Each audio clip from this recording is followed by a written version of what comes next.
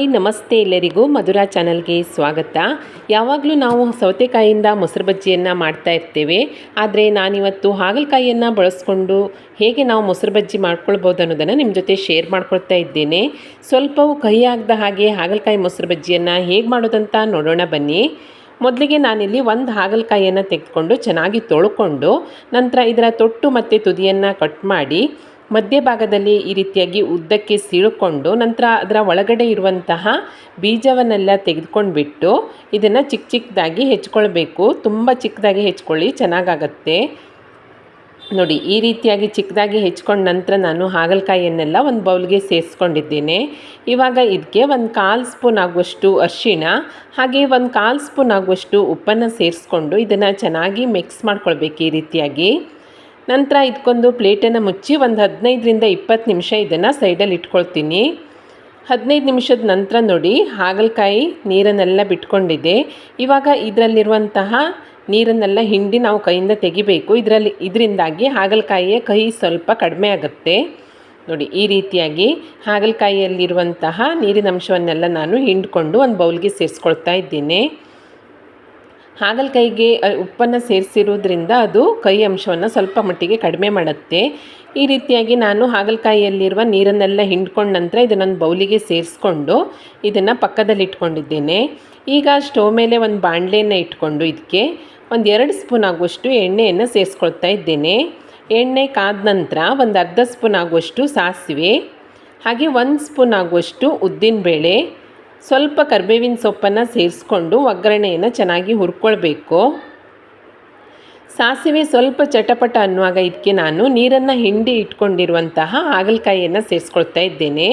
ಹಾಗಲಕಾಯಿಯನ್ನು ಸೇರಿಸ್ಕೊಂಡ ನಂತರ ಮಧ್ಯಮ ಉರಿಯಲ್ಲಿ ಒಂದು 4ರಿಂದ 5 ನಿಮಿಷ ನಾವು ಚೆನ್ನಾಗಿ ಹುರ್ಕೊಳ್ಬೇಕು. ಹಾಗಲಕಾಯಿಯಲ್ಲಿರುವಂತಹ ನೀರಿನ ಅಂಶ ಎಲ್ಲ ಡ್ರೈ ಆಗಿ ಹಾಗಲಕಾಯಿ ಸ್ವಲ್ಪ ಗರಿಗರಿಯಾಗಿ ಹಾಗೆ ಕಲರ್ ಚೇಂಜ್ ಆಗೋ ತನಕ ಇದನ್ನು ಹುರ್ಕೊಳ್ಬೇಕಾಗತ್ತೆ. ಒಂದು 4ರಿಂದ 5 ನಿಮಿಷ ಚೆನ್ನಾಗಿ ಹುರ್ಕೊಂಡ್ರೆ ನೋಡಿ ಹಾಗಲಕಾಯಿ ಎಲ್ಲ ಡ್ರೈ ಆಗ್ತಾ ಬಂದಿದೆ, ಹಾಗೆ ಕಲರ್ ಕೂಡ ಚೇಂಜ್ ಆಗಿದೆ. ಇಷ್ಟಾದರೆ ಸಾಕಾಗತ್ತೆ. ಈಗ ನಾನು ಸ್ಟವನ್ನು ಆಫ್ ಮಾಡಿಕೊಂಡು ಇದನ್ನು ಪೂರ್ತಿಯಾಗಿ ತಣ್ಣಗಾಗಲಿಕ್ಕೆ ಬಿಡ್ತೇನೆ. ಇದು ತಣ್ಣಗಾಗುವಷ್ಟರಲ್ಲಿ ಒಂದು ಮಿಕ್ಸಿ ಪಾತ್ರೆಗೆ 1/4 ಕಪ್ ಆಗುವಷ್ಟು ತೆಂಗಿನಕಾಯಿ ತುರಿಯನ್ನು ಸೇರಿಸ್ಕೊಂಡಿದ್ದೇನೆ. ಹಾಗೆ ಇದಕ್ಕೆ ಸ್ವಲ್ಪ ನೀರನ್ನು ಸೇರಿಸ್ಕೊಂಡು ಇದನ್ನು ನುಣ್ಣಗೆ ರುಬ್ಕೊಳ್ತೀನಿ. ನಂತರ ಒಂದು ಬೌಲ್ಗೆ ಒಂದು ಅರ್ಧ ಕಪ್ ಆಗುವಷ್ಟು ಮೊಸರನ್ನು ಸೇರಿಸ್ಕೊಳ್ತಾ ಇದ್ದೇನೆ. ಇದೇ ಮೊಸರಿಗೆ ನಾನು ರುಬ್ಕೊಂಡಿರುವಂತಹ ತೆಂಗಿನಕಾಯಿ ಮಿಶ್ರಣವನ್ನು ಕೂಡ ಸೇರಿಸ್ಕೊಳ್ತೀನಿ. ಹಾಗೆ ಹುರಿದು ತಣ್ಣಗಾಗಿರುವಂತಹ ಹಾಗಲಕಾಯಿ ಮಿಶ್ರಣವನ್ನು ಕೂಡ ಸೇರಿಸ್ಕೊಳ್ತಾ ಇದ್ದೇನೆ. ಹಾಗಲಕಾಯಿ ಮಿಶ್ರಣವನ್ನು ಸೇರಿಸ್ಕೊಂಡು ಇದನ್ನು ಚೆನ್ನಾಗಿ ಮಿಕ್ಸ್ ಮಾಡಿಕೊಂಡ್ರೆ ತುಂಬಾ ರುಚಿಯಾದ ಹಾಗೆ ಆರೋಗ್ಯಕರವಾದಂತಹ ಹಾಗಲಕಾಯಿ ಮೊಸರು ಬಜ್ಜಿ ರೆಡಿಯಾಗತ್ತೆ. ನೀವು ಈ ರೀತಿಯಾಗಿ ಚೆನ್ನಾಗಿ ಮಿಕ್ಸ್ ಮಾಡ್ಕೊಂಡ ನಂತರ ಒಮ್ಮೆ ಟೇಸ್ಟ್ ನೋಡ್ಕೊಳ್ಳಿ. ಉಪ್ಪೇನಾದರೂ ಕಡಿಮೆ ಅನಿಸಿದರೆ ಸ್ವಲ್ಪ ಉಪ್ಪನ್ನು ಸೇರಿಸ್ಕೊಂಡು ಮತ್ತೆ ಮಿಕ್ಸ್ ಮಾಡಿಕೊಂಡ್ರೆ ತುಂಬಾ ರುಚಿಯಾದಂತಹ ಹಾಗಲಕಾಯಿ ಮೊಸರು ಬಜ್ಜಿ ರೆಡಿಯಾಗತ್ತೆ. ಇದನ್ನು ನೀವು ಬಿಸಿ ಬಿಸಿ ಅನ್ನದ ಜೊತೆ ಕಲಿಸ್ಕೊಂಡು ಕೂಡ ತಿನ್ಬೋದು, ಹಾಗೆ ಪಲಾವ್ ಜೊತೆ ಕೂಡ ಸರ್ವ್ ಮಾಡ್ಕೊಳ್ಬೋದು. ತುಂಬಾ ಚೆನ್ನಾಗಾಗತ್ತೆ.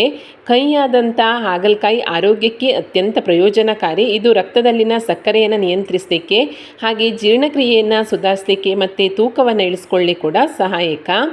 ಯಾವಾಗಲೂ ನಾವು ಸೌತೆಕಾಯಿಯನ್ನೇ ಬಳಸಿ ಮೊಸರು ಬಜ್ಜಿಯನ್ನು ಮಾಡೋದಕ್ಕಿಂತ ಒಮ್ಮೆ ಈ ರೀತಿಯಾಗಿ ಹಾಗಲಕಾಯಿಯನ್ನು ಕೂಡ ಬಳಸ್ಕೊಂಡು ಮೊಸರು ಬಜ್ಜಿಯನ್ನು ಮಾಡ್ಕೊಂಡು ತಿಂದರೆ ಆರೋಗ್ಯಕ್ಕೂ ಒಳ್ಳೆಯದು, ಟೇಸ್ಟ್ ಕೂಡ ಸೂಪರ್ ಆಗಿರುತ್ತೆ. ಮಾಡೋದು ಕೂಡ ತುಂಬ ಸುಲಭ. ಬಿಸಿ ಬಿಸಿ ಅನ್ನಕ್ಕಂತೂ ಕಲಿಸ್ಕೊಂಡು ತಿನ್ನೋಕ್ಕೆ ತುಂಬಾ ಸಖತ್ತಾಗಿರುತ್ತೆ.